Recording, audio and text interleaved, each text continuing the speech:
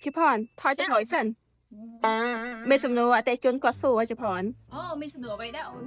នឹងឲ្យchịផនអតេជនគាត់ថាអញ្ចេះឃើញក្រុមហ៊ុនយើងគឺមានលក់ប្រភេទប្រព័ន្ធចម្រោះទឹកស្អាតម៉ាស៊ីនទឹកសុទ្ធហើយប្រភេទម៉ាស៊ីនធំធំហើយគាត់មានសំណួរសួរថាបើសិនជាក្រុមហ៊ុនយើងដំឡើងប្រព័ន្ធម៉ាស៊ីនជួអតេជនហើយអញ្ចឹងក្រុមហ៊ុនយើងគឺមានក្រុមបច្ចេកទេសដែរណែនាំការប្រើប្រាស់ប្រព័ន្ធម៉ាស៊ីនដោយសារគាត់ព្រួយបារម្ភមកបង